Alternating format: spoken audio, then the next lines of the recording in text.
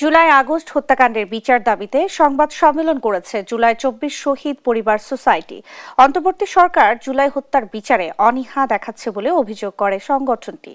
শনিবার সকালে জাতীয় প্রেস ক্লাবে এক সংবাদ সম্মেলনে স্বজন হত্যার বিচার দাবি করেন শহীদ পরিবারের সদস্যরা। তারা বলেন, জুলাই আন্দোলনে যারা জীবন দিয়ে অন্যায় জুলুমের অবসান ঘটিয়েছে, স্বৈরাচার মুক্ত করেছে, সেই শহীদদের অধিকার এখনো প্রতিষ্ঠা হয়নি।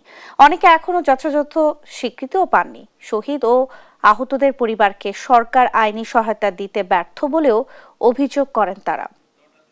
আমাদের ছেলেরা যেভাবে দেশের জন্য রক্ত দিয়ে একটা সুন্দর বাংলাদেশ গঠন করার জন্য যেভাবে চাচ্ছিল, আমরা সেই রকম কিছুই পাচ্ছি না। সারা বাংলাদেশের শহীদ পরিবার কোনো মানুষের কাছে অপমানিত, লাঞ্ছিত, হয়রানি, হামলা মামলা শিকার যেন না হয়। রক্তের উপরে দাঁড়ায় আসা বসলো, কিন্তু এখনো কোনো বিচার করে নাই, কোনো আমরা বিচার পাই নাই আমাদের ছেলেদের হত্যার।